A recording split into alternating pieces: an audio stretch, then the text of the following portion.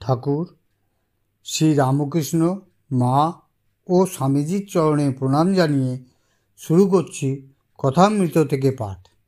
আজ শোনাব শ্রীমকথিত শ্রী শ্রী রামকৃষ্ণ কথামৃতর প্রথম ভাগের ষষ্ঠ খণ্ডের প্রথম পরিচ্ছেদ। আগের দিন শুনেছিলাম পঞ্চম খণ্ডের দ্বিতীয় পরিচ্ছেদ। অনুগ্রহ করে পুরোটা মন দিয়ে শুনবেন। যদি ভালো লাগে একটি লাইক করে আপনাদের বন্ধু বান্ধব আত্মীয় স্বজন এবং রামকৃষ্ণ অনুরাগীদের শেয়ার করে দেবেন।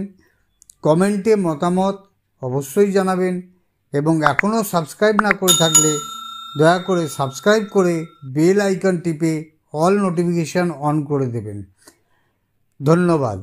শুরু করছি ষষ্ঠ খণ্ড। দক্ষিণেশ্বরের কালীবাটিতে ভক্ত সঙ্গে ব্রহ্মতত্ত্ব ও আদ্যাশক্তির বিষয় কথোপকথন, বিদ্যাসাগর ও কেশব সেনের কথা। প্রথম পরিচ্ছেদ। জ্ঞানযোগ ও নির্বাণ মত, পণ্ডিত পদ্মলোচন, ঈশ্বরচন্দ্র বিদ্যাসাগর। আষাঢ়ের কৃষ্ণা তৃতীয়া তিথি, ইংরাজি 22শে জুলাই 1883 খ্রিস্টাব্দ। আজ রবিবার। ভক্তরা শ্রী শ্রী পরমহংসদেবকে দর্শন করিতে আবার আসিয়াছেন। অন্য অন্যবারে তাহারা প্রায় আসিতে পারেন না, রবিবারে তাহারা অবসর পান। অধর, রাখাল, মাস্টার কলকাতা হইতে একখানি গাড়ি করিয়া বেলা 1টা-2টোর সময় কালীবাটিতে পৌঁছালেন। ঠাকুর রামকৃষ্ণ আহারান্তে একটু বিশ্রাম করিয়াছেন। ঘরে মণি, মল্লিকাদি আরও অনেকজন ভক্ত বসিয়া আছেন। রাসমণির কালীবাড়ির বৃহৎ প্রাঙ্গণের পূর্বাংশে শ্রী শ্রী রাধাকান্তের মন্দির ও শ্রী শ্রী ভবতারিণীর মন্দির, পশ্চিমাংশে দ্বাদশ শিব মন্দির। সারি সারি শিব মন্দিরের ঠিক উত্তরে শ্রী শ্রী পরমহংসদেবের ঘর। ঘরের পশ্চিমে অর্ধমণ্ডলাকার বারান্দা। সেখানে তিনি দাঁড়াইয়া পশ্চিমাশ্ব হইয়া গঙ্গা দর্শন করিতেছেন। গঙ্গার পোস্তা ও বারান্দার মধ্যবর্তী ভূমিখণ্ডে ঠাকুরবাড়ির পুষ্পোদ্যান। এই পুষ্পোদ্যান বহুদূর ব্যাপী, দক্ষিণে বাগানের সীমা পর্যন্ত, উত্তরে পঞ্চবটী পর্যন্ত, যেখানে ঠাকুর শ্রী রামকৃষ্ণ তপস্যা করিয়াছিলেন, ও পূর্বে উদ্যানের 2 প্রবেশদ্বার পর্যন্ত। পরমহংসদেবের ঘরের কোলে 2-1টি কৃষ্ণচূড়া গাছ। নিকটেই গন্ধরাজ, কোকিলাক্ষ, শ্বেত ও পদ্মকরবী। ঘরের দেওয়ালে ঠাকুরের ছবি, তন্মধ্যে পিতার জলমধ্যে ডুবিতেছেন ও যিশু তার হাত ধরিয়া তুলিতেছেন, এই ছবিখানিও আছে। আরেকটি বুদ্ধদেবের প্রস্তরময় মূর্তিও আছে। তক্তপোষের ওপর তিনি উত্তরাশ্ব হইয়া বসিয়া আছেন। ভক্তরা মেজের ওপর, কেউ বাঁদুরে, কেউ আসনে উপবিষ্ট। সকলেই মহাপুরুষের আনন্দমূর্তি এক দৃষ্টে দেখিতেছেন। ঘরের অনতিদূরে পোস্তার পশ্চিম গা দিয়া পূত সলিলা গঙ্গা দক্ষিণ বাহিনী হইয়া প্রবাহিত হইতেছিলেন। বর্ষাকালে খরস্রোতা যেন সাগর সঙ্গমে পৌঁছিবার জন্যে কত ব্যস্ত। পথে কেবল একবার মহাপুরুষের ধ্যান মন্দির দর্শন স্পর্শন করিয়া চলিয়া যাইতেছেন।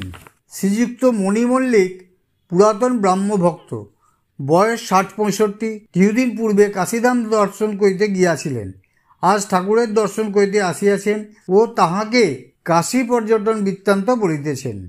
মণি মল্লিক: আরেকটি সাধুকে দেখলাম, তিনি বলেন ইন্দ্র সংযম না হলে কিছু হবে না, শুধু ঈশ্বর ঈশ্বর করলে কি হবে? শ্রী রামকৃষ্ণ: এদের মত কি জানো? আগে সাধন চাই, সম দম তিতিক্ষা চাই। এরা নির্বাণের চেষ্টা করছে। এরা বেদান্তবাদী, কেবল বিচার করে ব্রহ্ম সত্য, জগৎ মিথ্যা। বড় কঠিন পথ। জগৎ মিথ্যা হলে তুমিও মিথ্যা, যিনি বলছেন তিনিও মিথ্যা, তাঁর কথাও স্বপ্নবৎ, বড় দূরের কথা। কীরকম জানো? যেমন কর্পূর পোড়ালে কিছু বাকি থাকে না, কাঠ পোড়ালে তবু ছাই বাকি থাকে। শেষ বিচারের পর সমাধি হয়, তখন আমি, তুমি, জগৎ এসব খবর থাকে না। পণ্ডিত পদ্মলোচন ও বিদ্যাসাগরের সঙ্গে দেখা। পদ্মলোচন ভারী জ্ঞানী ছিলেন, কিন্তু আমি মা করতুম, তবুও আমায় খুব মানত। পদ্মলোচন বর্ধমানের রাজার সভাপণ্ডিত ছিল। কলকাতায় এসেছিল। এসে কামারহাটির কাছে একটি বাগানে ছিল। আমার পণ্ডিত দেখবার ইচ্ছে হলো। হৃদয়কে পাঠিয়ে দিলুম জানতে অভিমান আছে কিনা। শুনলাম পণ্ডিতের অভিমান নাই।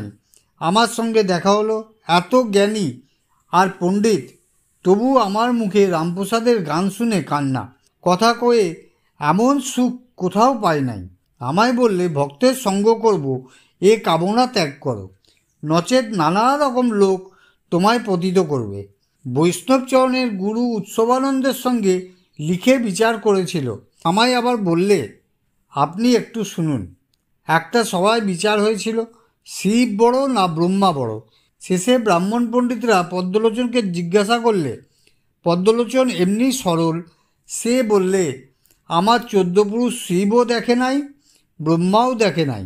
কামিনী কাঞ্চন ত্যাগ শুনে আমায় একদিন বললে, ওসব ত্যাগ করেছো কেন? এটা টাকা, এটা মাটি, এ ভেদ বুদ্ধি তো অজ্ঞান থেকে হয়। আমি কি বলবো? বললাম, কে জানে বাবু, আমার টাকা কড়ি ওসব ভালো লাগে না। বিদ্যাসাগরের দয়া, কিন্তু অন্তরে সোনা চাপা। একজন পণ্ডিতের ভারী অভিমান ছিল, ঈশ্বরের রূপ মানত না, কিন্তু ঈশ্বরের কার্য কে বুঝবে? তিনি আদ্যাশক্তি রূপে দেখা দিলেন। পণ্ডিত অনেকক্ষণ বেহুশ হয়ে রইল। একটু হুঁশ হবার পর কা কা কা অর্থাৎ কালী এই শব্দ কেবল করতে লাগলো। ভক্ত, মহাশয় বিদ্যাসাগরকে দেখেছেন? কীরকম বোধ হলো? শ্রীরামকৃষ্ণ, বিদ্যাসাগরের পাণ্ডিত্য আছে, দয়া আছে, কিন্তু অন্তর্দৃষ্টি নাই। অন্তরে সোনা চাপা আছে। যদি সেই সোনার সন্ধান পেত, এত বাইরের কাজ যা করছে এ সব কম পড়ে যেত, এসে একবারে ত্যাগ হয়ে যেত। অন্তরের হৃদয় মধ্যে ঈশ্বর আছেন এ কথা জানতে পারলে তারই ধ্যান চিন্তায় মন যেত। কারু কারু নিষ্কাম কর্ম অনেক দিন করতে করতে শেষে বৈরাগ্য হয়, আর ওইদিকে মন যায়, ঈশ্বরে মন লিপ্ত হয়। ঈশ্বর বিদ্যাসাগর যেরূপ কাজ করছে সে খুব ভালো, দয়া খুব ভালো। দয়া আর মায়া অনেক তফাৎ। দয়া ভালো, মায়া ভালো নয়। মায়া আত্মীয়ের উপর ভালোবাসা, স্ত্রী পুত্র ভাই ভগিনী ভাইপো ভাগ্নে বাপ মা এদের ওপর। দয়া সর্বভূতের সমান ভালোবাসা। ষষ্ঠ খণ্ডে প্রথম পরিচ্ছেদ এখানেই শেষ হলো। নমস্কার।